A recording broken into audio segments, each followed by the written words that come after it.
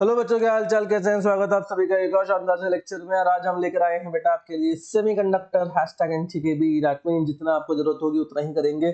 आज के लेक्चर में हम लोग फर्स्ट कवर करेंगे सिर्फ और सिर्फ सेमीकंडक्टर क्लासिफिकेशन, उसकी वर्किंग, ठीक है। एप्लीकेशन ऑफ सेमीकंडक्टर जैसे कि rectifier, LED, photodiode, zener diode and solar cell, ये नेक्स्ट वीडियो के अंदर मिलेगा। तो इसमें आपके लिए कवर करेंगे सिर्फ सेमीकंडक्टर क्या होता है, उसकी क्लासिफिकेशन क्या है, उसकी वर्किंग कैसी है, पीएन जंक्शन कैसे बनता है, उसके चार कैरेक्टरिस्टिक्स क्या क्या है ना। तो ये सारी बातें यहाँ पे करने वाले हैं। चलिए बच्चों, बिना किसी बातचीत के शुरुआत करते हैं आज के लेक्चर की। तो first is classification solids on the basis of the electrical properties. Electrical properties के बेसिस के ऊपर हम लोग सॉलिड्स को क्लासिफाई करते हैं एंड तीन तरीके से करते हैं। दैट इज हम लोग करते हैं conductors, then insulators and third is semiconductor. तीन तरीके से हम लोग यहाँ पर इनको क्लासिफाई करते हैं। एंड क्लासिफिकेशन का जो बेसिस है वो है रेजिस्टिविटी के बेसिस पर। इसकी जो रेजिस्टिविटी होती है बेटा बहुत लो होती है, resistivity is very high, and इसकी रेजिस्टिविटी जो होती है वो मॉडरेट होती है, इनके बीच में होती है, ठीक है। आपको एग्जैक्ट वैल्यू याद करने की कोई रिक्वायरमेंट नहीं है, किस रेंज में होता है कोई मतलब नहीं है ना।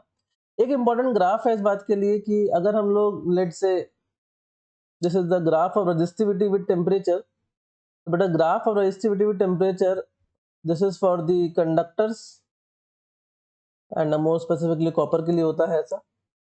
देन अगर हम लोग बात करते हैं for insulators, for let's say alloy और लेट्स से सेमीकंडक्टर, तो अलॉय के केस में जो है ये ग्राफ कुछ ऐसा सा बनता है, straight line, this is for the alloy. And यही रीजन होता है कि बेटा लीनियर वेरिएशन की वजह से ही हम लोग इसका अलॉय का इस्तेमाल करते हैं for making the resistance. And and अगर हम लोग सेमीकंडक्टर की बात करते हैं, मतलब टेम्परेचर के साथ इनकी रेजिस्टिविटी जो है वो क्या करती है, डिक्रीज करती है। So this is for the semiconductors. आप लोगों ने एक रिलेशन पढ़ा हुआ होगा, that is rho, this is equal to rho naught 1 plus alpha delta T. यानी रेजिस्टिविटी जो है वो टेम्परेचर पर क्या करती है, डिपेंड करती है। अब टेम्परेचर पर जो डिपेंडेंसी है, इसमें एक टर्म आ रहा है बेटा alpha. Now this alpha is positive for conductors and alpha is negative for insulators and semiconductor. यानी कि टेम्परेचर बढ़ाने से इनकी जो रेजिस्टिविटी होती है वो क्या होती है, डिक्रीज करती है, तब होती है, ठीक है। तो this is the property of alpha, ठीक है। तो तीन तरीके से हम लोग क्या करते हैं, इसको क्लासिफाई करते हैं। Now energy band theory of solids. Energy band theory हमें पढ़नी नहीं है, वैसे तो ज्यादा हमें नहीं पढ़ना है, तो इसलिए मैं जितना ही बताऊंगा जितना जरूरत है। That is there is a overlapping of energy levels. Energy levels की क्या होती है बेटा, ओवरलैपिंग होती है, resulting in energy bands, resulting in energy bands. दो तरह के हम लोग बैंड की बात करते हैं, that is conduction band and second is valence band. Valence band is VB, conduction band is CB। Energy of conduction electron, ये कंडक्शन इलेक्ट्रॉन के एनर्जी बैंड्स हैं, and this is the energy of valence electron, जो valence electron के हमारे पास क्या है, energy है, ठीक है। इससे ज्यादा हमें जानने की जरूरत नहीं है इसमें क्या हुआ था, ठीक है ना। तो ऐसे ही दो हमारे पास लेवल्स होते हैं, conduction band and valence band. Conduction band is always above the valence band, ठीक है। नाउ इनके बीच में जो गैप है, यानी कि इसका जो लोवेस्ट लेवल है EC और इसका जो हाईएस्ट लेवल है EV, इनके बीच में जो गैप है बेटा, this is known as EG, energy gap, and this is EC minus EV। So this EG is known as forbidden energy gap, Fermi level and बहुत सारी चीजें बोलते हैं इसको, है ना, फर्मी एनर्जी गैप और इस तरीके से, एंड सिंपली एनर्जी गैप, इतना ही बोल देते हैं, ठीक है। तो किसी भी वैलेंस इलेक्ट्रॉन को अगर कंडक्शन बैंड में जाना है तो हमें इसको इतनी एनर्जी देनी पड़ेगी ताकि वो वैलेंस बैंड से निकलकर कहाँ जा सके, कंडक्शन बैंड में जा सके। तो दिस इज वेरी इंपॉर्टेंट, ठीक है, इतना अपने को क्या है रिक्वायरमेंट होती है, ठीक है। चलिए नेक्स्ट इज, ये हम बात कर चुके हैं ना। अब सोचो कि लेट से यहाँ पे एक इलेक्ट्रॉन है, यहाँ पे इलेक्ट्रॉन्स हैं एंड इसको हमें जंप कराकर जो है कंडक्शन बैंड में भेजना है। तो भाई पहले तो मुझे इसको एनर्जी देनी पड़ेगी ना, तो एनर्जी कहाँ से आएगी, with the help of radiation. तो लेट से इसको हम कोई एनर्जी दे रहे हैं एच न्यू। नाउ अगर इसको यहाँ से यहाँ जंप करके जाना है तो मिनिमम एनर्जी कितनी चाहिए होगी, Eg। तो that means H new minimum जो उसको जंप करा सकता है वो हो जाएगा इस तरीके से। तो फ्रीक्वेंसी जो मिनिमम हो जाएगी that will be equal to Eg by h. And अगर हम वेवलेंथ के बारे में बात करें बेटा तो वी नो दैट एनर्जी को हम लोग एच सी बाई लैम्डा भी लिख सकते हैं, जैसे Eg। और ये होगी मैक्सिमम वेवलेंथ क्योंकि इनवर्स प्रोपोर्शनलिटी है। तो लैम्डा मैक्सिमम जो ये काम कर सकता है, लैम्डा मैक्सिमम जो ये काम कर सकता है that is h c by Eg, h c by Eg, ठीक है। So this is very important, ठीक है। मैक्सिमम वेवलेंथ जो किसी भी वैलेंस बैंड के इलेक्ट्रॉन को कंडक्शन बैंड में भेज सकता है that is h c by Eg, ठीक है। चलिए आगे बढ़ते हैं। Now on the basis of energy bands हम लोग क्लासिफिकेशन करते हैं बेटा। On the basis of energy bands, we classify the solids. Again, first is conductors, second is insulators, and third is semiconductors. Semiconductors. यहाँ पर बेटा जो हमारा कंडक्शन बैंड और वैलेंस बैंड होते हैं दे एक्चुअल में ओवरलैप, ठीक है। There is a overlapping region, this is the overlapping of conduction band and valence band, ठीक है। तो energy gap is approximately 0। Insulators में क्या होता है, इंसुलेटर्स में गैप बहुत हाई होता है जिसकी वजह से कभी भी वैलेंस बैंड का इलेक्ट्रॉन जो है कंडक्शन बैंड में जा ही नहीं पाता है। And this energy gap is greater than 3 electron volt. And semiconductor में जो होता है बेटा इनके बीच में होता है, यानी कि 0 से लेके 3 इलेक्ट्रॉन वोल्ट के बीच में होता है। तो this energy gap is less than 3 electron volt. यहाँ पे जो आपसे सबसे काम की चीज जो आपको याद करनी है that is energy gap of carbon is greater than the energy gap of silicon is greater than the energy gap of germanium. This is the order of energy gap. This is the order of energy gap for this semiconductors, that is carbon, silicon, germanium. Next we have this chemical composition के basis के ऊपर बेटा। तो chemical composition में हम लोग दो तरीके से बोलते हैं, that is elemental या फिर pure semiconductor, जो कि हमारे होते हैं दैट इज ग्रुप 14 जैसे सिंगल एलिमेंट के। These are of single element, made up of single element. Example that is group 14, that is carbon, silicon, germanium and so on, ठीक है। जबकि हमारे पास दूसरे होते हैं बेटा कंपाउंड सेमीकंडक्टर्स। अब जो कंपाउंड सेमीकंडक्टर्स होते हैं that is made up of more than one elements, एक से ज्यादा एलिमेंट के बने हुए होते हैं। अब इसमें भी दो तरीके के हो सकते हैं बेटा हमारे पास, that is organic and inorganic, ठीक है। एग्जाम्पल्स आपको याद करने की रिक्वायरमेंट नहीं है।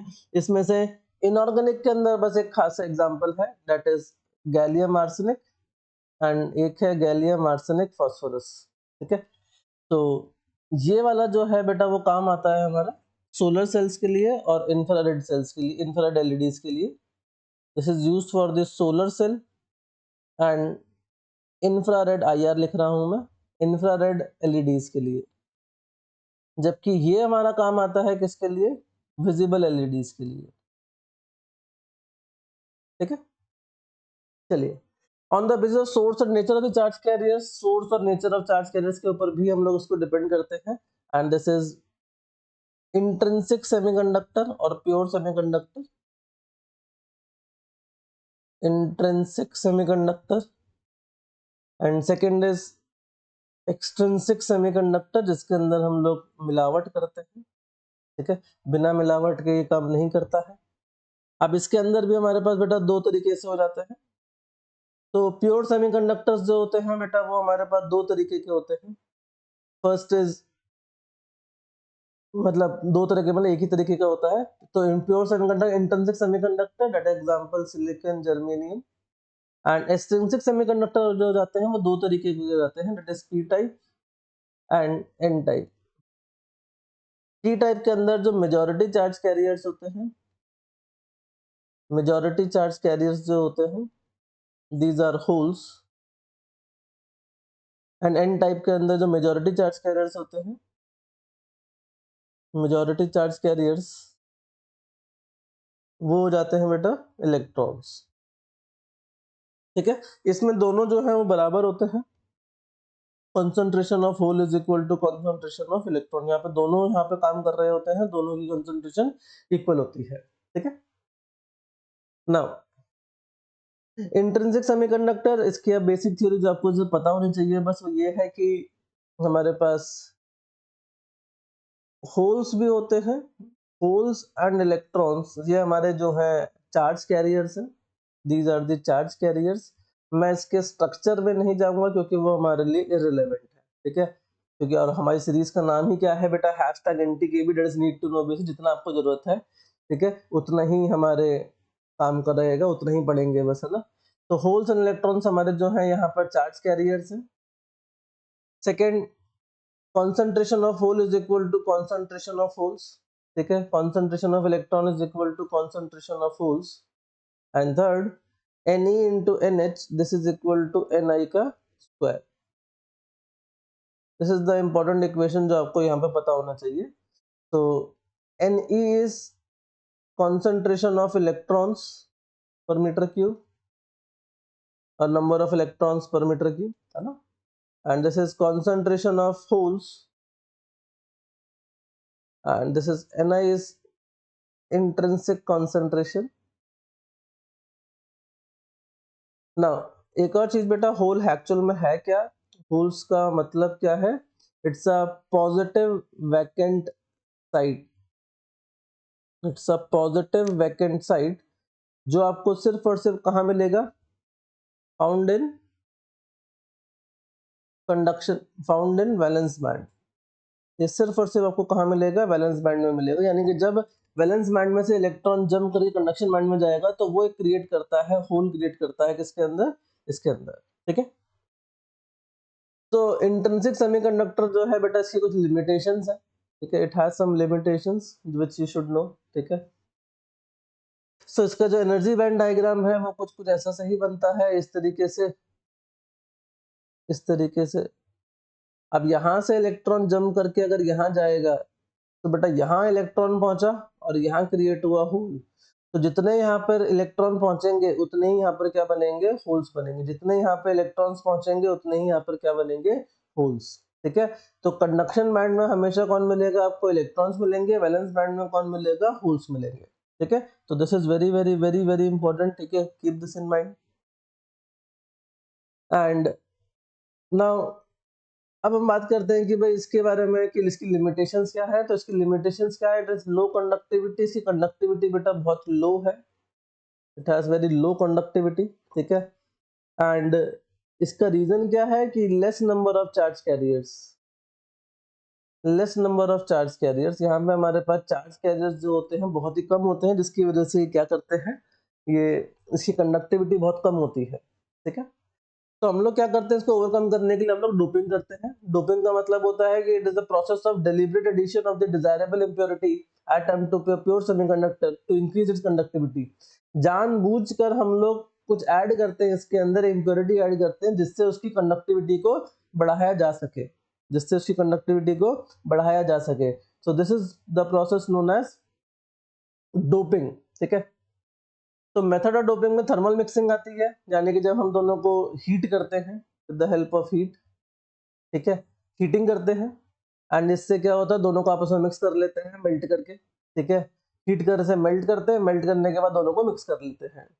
सेकेंड इज डिफ्यूजन, जब एक की कॉन्सेंट्रेशन एक को दूसरे के अंदर डिफ्यूज किया जाता है। ठीक है, dopant atom, dopant atom is diffused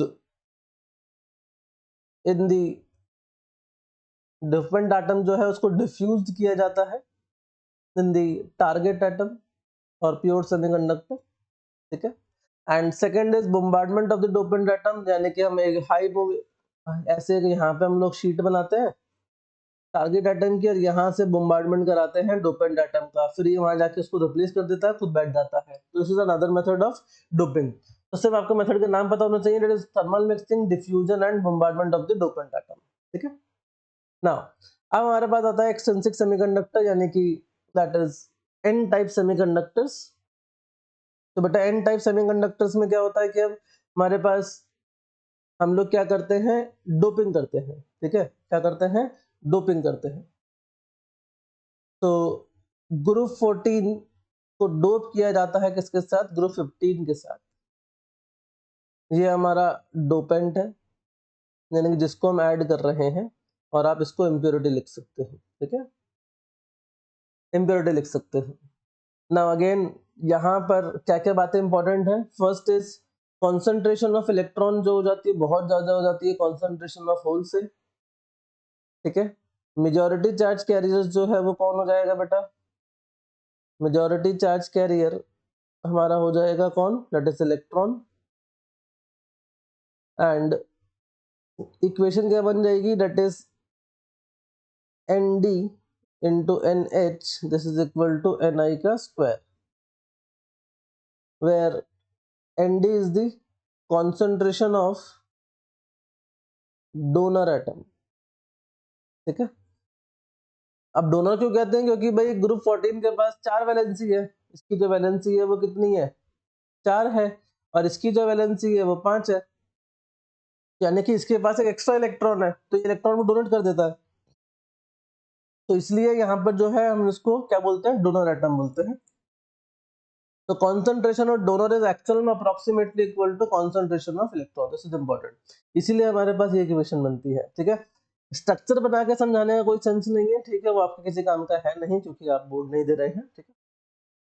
then we have the energy band diagram. Energy band diagram कैसे बनता है इसका, कि भाई हमारे पास यहाँ पर होता है कंडक्शन बैंड एंड यहाँ पर होता है वैलेंस बैंड।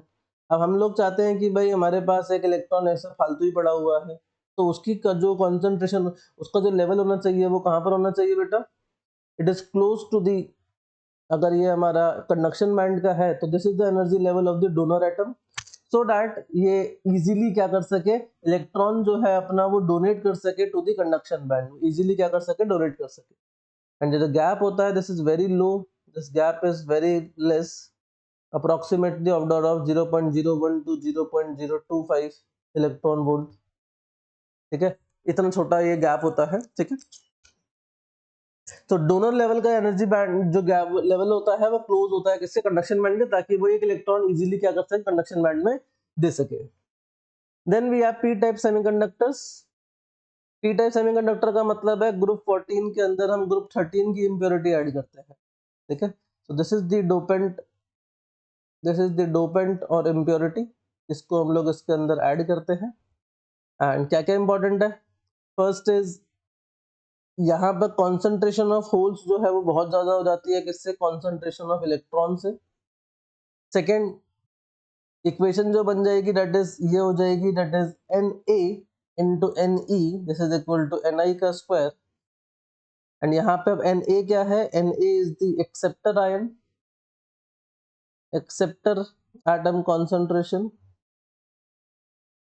वाई एक्सेप्टर, क्योंकि भाई अब इसकी वैलेंसी कितनी है, अब इसकी वैलेंसी है 4 और इसकी वैलेंसी कितनी है 3, तो ये हमारे पास एक इलेक्ट्रॉन क्या कर सकता है, एक्सेप्ट कर सकता है, इसलिए इसको क्या कहते हैं, एक्सेप्टर आयन कहते हैं, ठीक है। तो ये बहुत इंपॉर्टेंट हो जाता है इधर यहाँ पे। Now concentration of acceptor ion is approximately the concentration of the hole, ठीक है, दिस इज इंपॉर्टेंट, तभी हमारे पास ये वाली इक्वेशन आती है, ठीक है।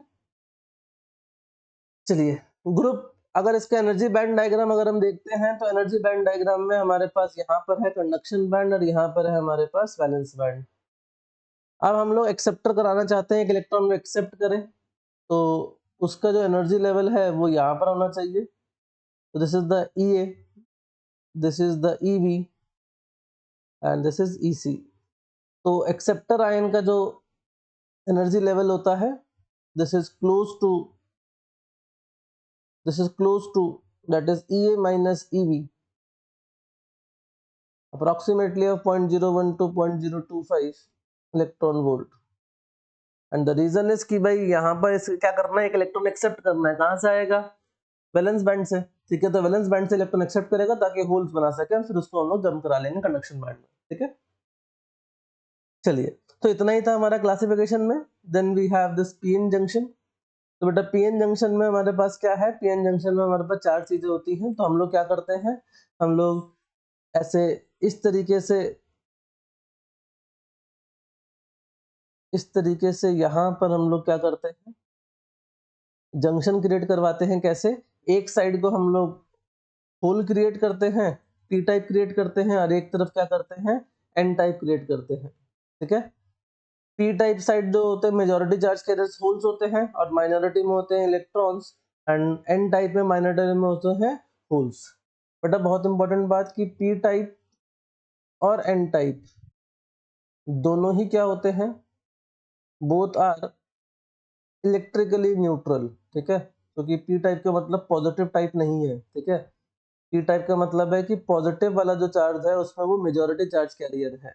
ठीक है, एन टाइप का मतलब है कि नेगेटिव चार्ज कैरियर जो है वो हमारा मेजॉरिटी चार्ज कैरियर है। ठीक है भाई, इतना ही बात याद रखनी है। ठीक है, तो this is the P side, this is the P type, this is the N type. And यहाँ पर हमारे पास बेटा कुछ जंक्शन क्रिएट हो जाता है, यहाँ पर ऐसे नेगेटिव और यहाँ पर ऐसे पॉजिटिव क्रिएट हो जाता है। इसी को ही हम लोग कहते हैं पीएन जंक्शन। तो इससे कुछ चार खास बातें हैं, इसकी चार खास बातें हैं। कौन कौन सी?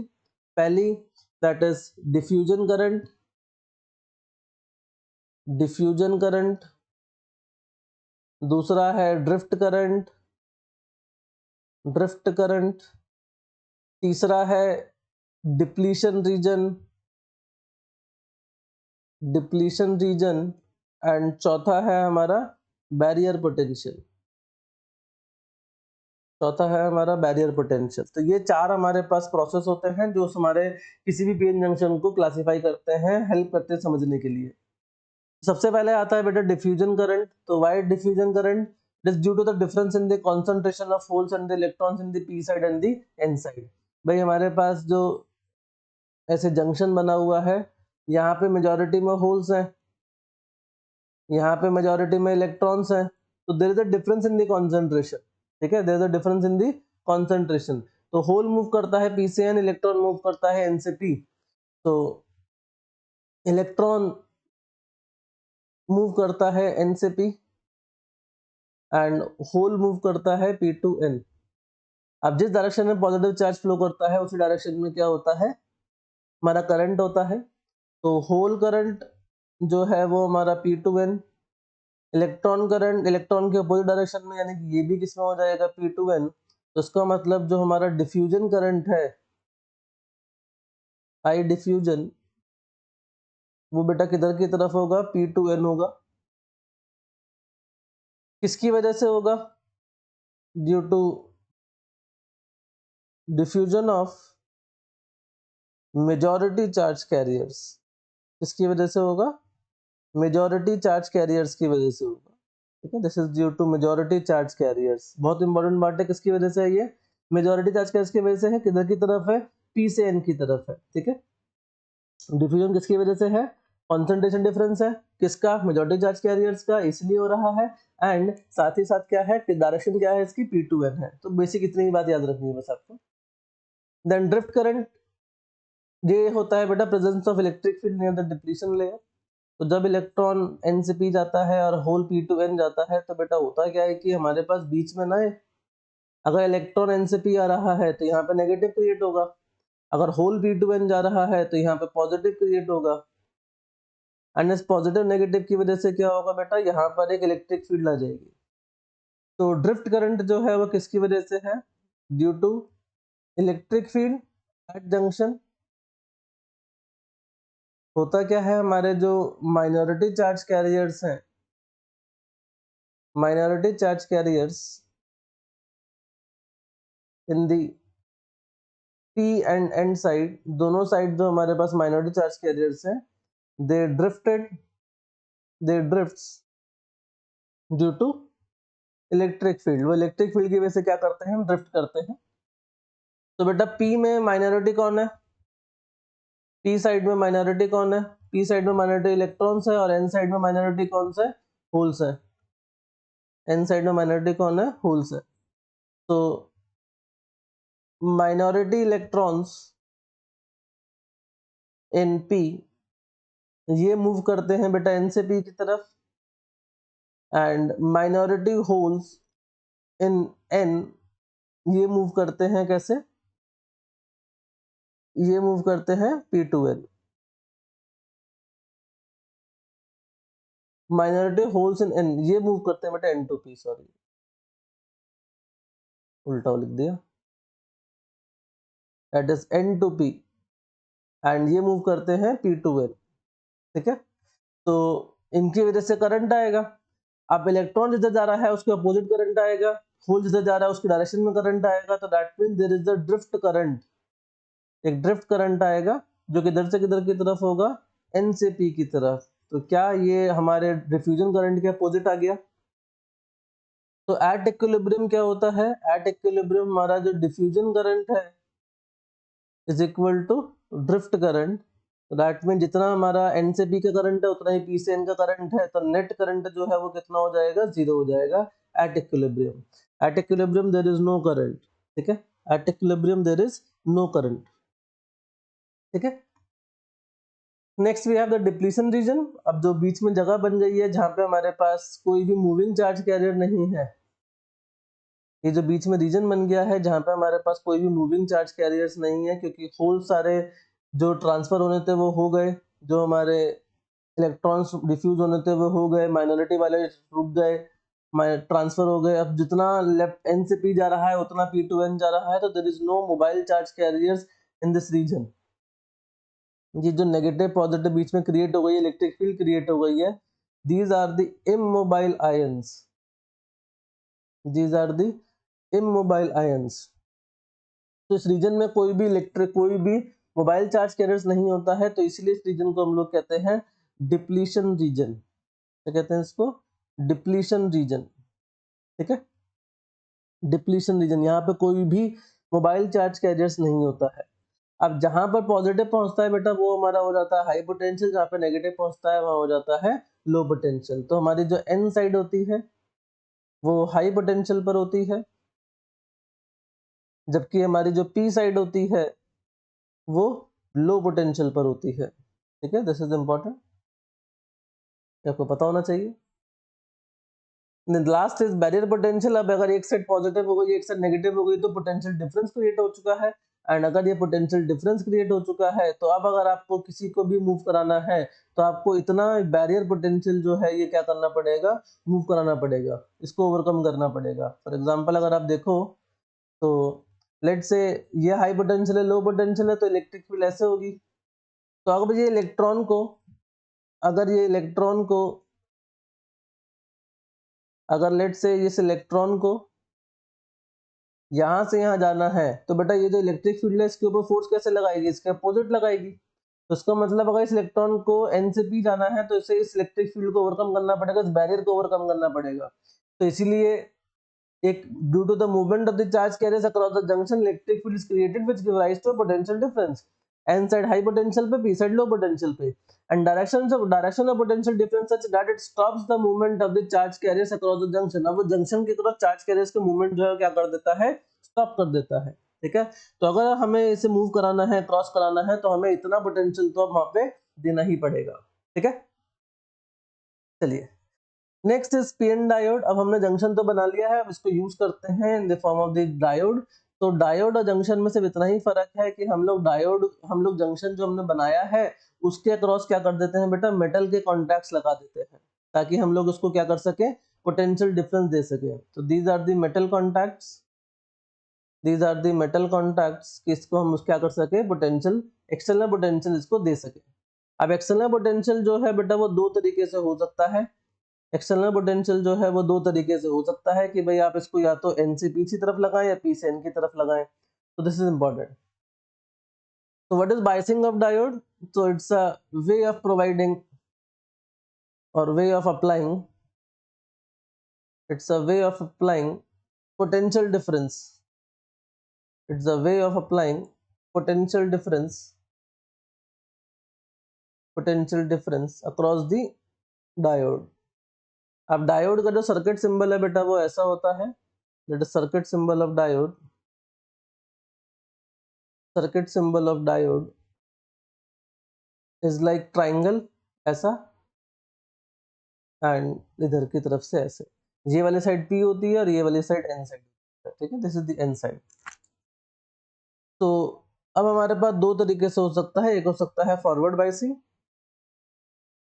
फॉरवर्ड बाइसिंग का मतलब है कि हमारी जो पी साइड है वो हाई पोटेंशियल पर हो एंड जो एन साइड है वो लो पोटेंशियल पर हो। जबकि रिवर्स बाइसिंग का मतलब क्या है?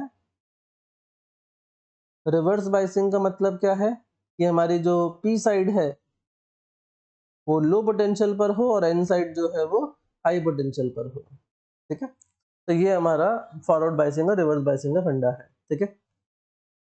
इसमें चाहो तो एक पूरा एक चार्ट बना सकते हैं ऐसा, इस तरीके का कि लेट से क्या क्या पॉसिबिलिटी है। तो लेट से कि ये हमारा 10 वोल्ट है, ये 5 वोल्ट है, तो फॉरवर्ड बायस्ड है। ये हमारा अगर ऐसे लिखूं तो लेट से कि ये हमारा 10 वोल्ट है, ये 0 वोल्ट है, तो भी फॉरवर्ड बायस्ड है। अब मैं इसको ऐसे लिखता हूँ कि ये 0 वोल्ट है और ये -10 वोल्ट है, तो भी फॉरवर्ड बायस्ड है।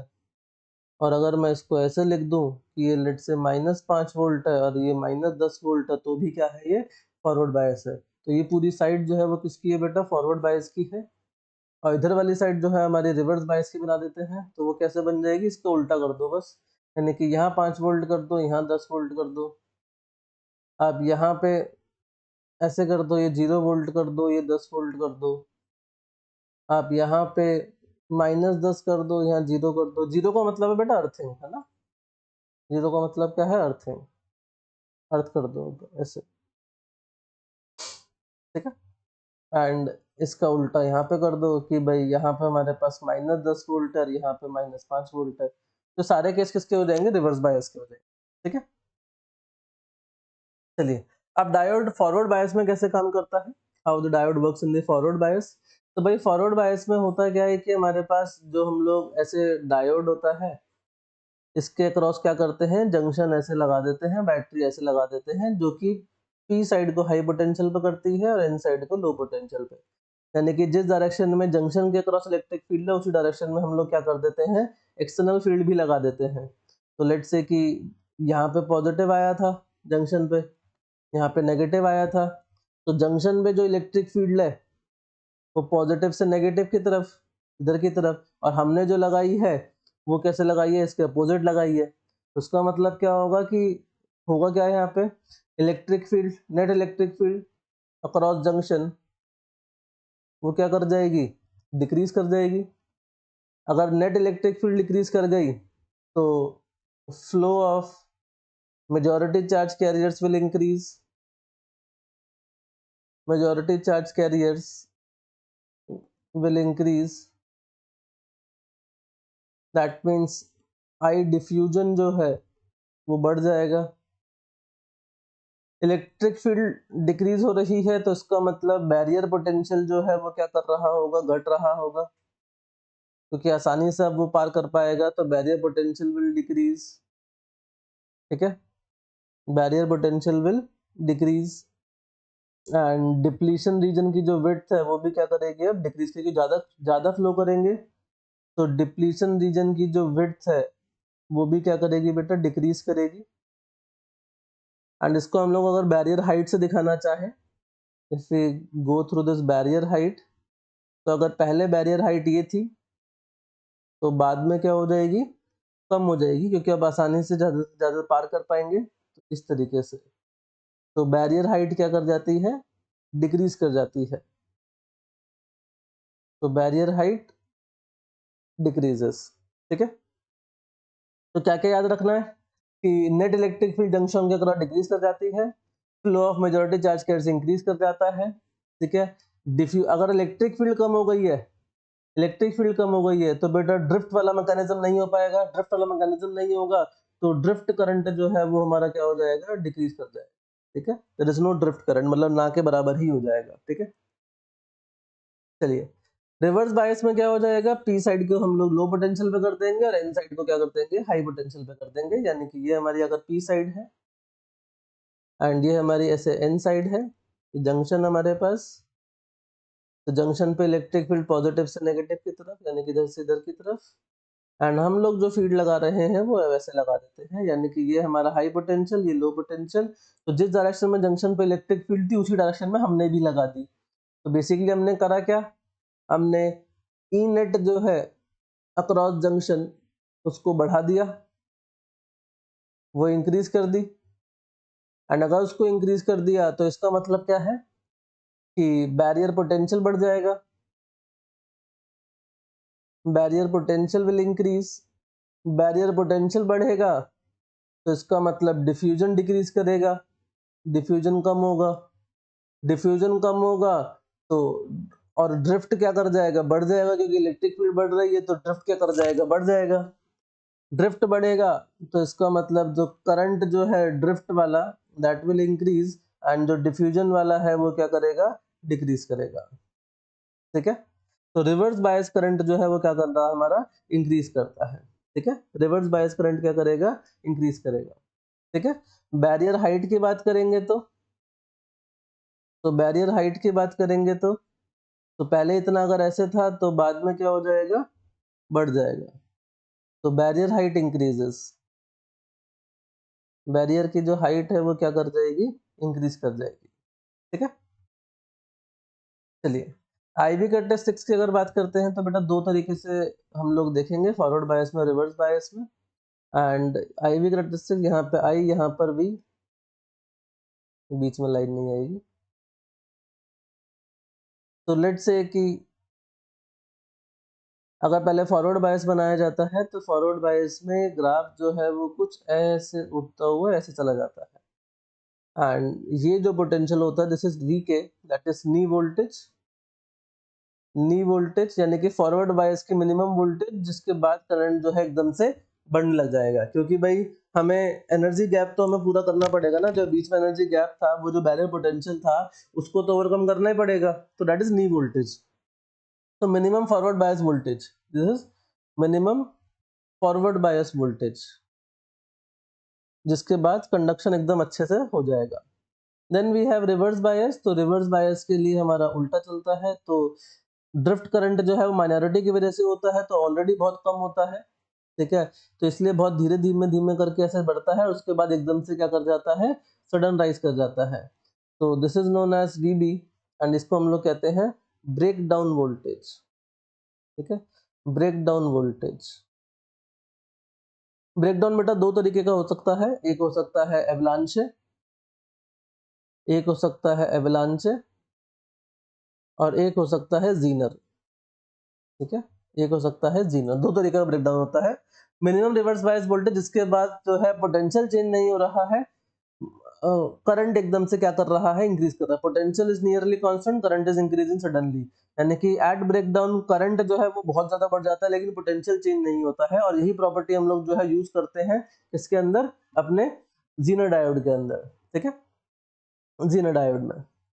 Now what is dynamic resistance, अगर हम लोग ओम्स लॉ जानते हैं तो V equal to I R होता है, वहां पे स्ट्रेट लाइन बनता है ग्राफ। लेकिन अभी हम लोग देखा कि सेमीकंडक्टर के लिए ग्राफ जो है वो स्ट्रेट लाइन नहीं है, इट्स अ कर्व। तो हमें क्या करना पड़ेगा भाई, हमें यहाँ पर इसमें चेंज देखना पड़ेगा, इसमें चेंज देखना पड़ेगा। तो हम लोग क्या करेंगे, अगर लेट से ये V1 है, ये V2 है, ये I1 है और ये I2 है, तो इस रीजन का लेट से ये A है, ये B है, तो आर ए बी निकालने के लिए हमें निकलना पड़ेगा delta V by delta I, यानी कि V2 माइनस V1 अपॉन में I2 minus I1, this we need to calculate. And जब ये कैलकुलेट करेंगे तब जाके हम लोग क्या कर पाएंगे, रेजिस्टेंस निकाल पाएंगे। और ये रेजिस्टेंस कहलाएगा हमारा डायनेमिक रेजिस्टेंस इस रीजन का। वाई डायनेमिक, क्योंकि अलग अलग रीजन के लिए अलग अलग आएगा, because slope is changing, slope same नहीं है, कर्व लाइन है, कर्व है तो इसका मतलब स्लोप क्या कर रहा होगा, वेरी कर रहा होगा। ठीक है, तो इसलिए हम लोग क्या करना पड़ेगा, इस तरीके से इसको लिखना पड़ेगा। ठीक है, ठीक है बच्चे लोग, मिलते हैं अगले लेक्चर में। एंड इस लेक्चर के अंदर हम लोगों ने सेमीकंडक्टर जो भी बेसिक्स है वो सारा कवर कर लिया है। अब इसका बचता है हमारा कि भाई हमारे पास क्या हमारा एप्लीकेशन, यानी rectifiers, LED, zener diode, photodiode and solar cell. ठीक है, तो 10 से 15 मिनट की वीडियो वो बनेगी छोटी सी एक, तो उसको बना लेंगे बाद में। ठीक है, तो चलिए बच्चों, मिलते हैं, bye bye, take care, all the very best.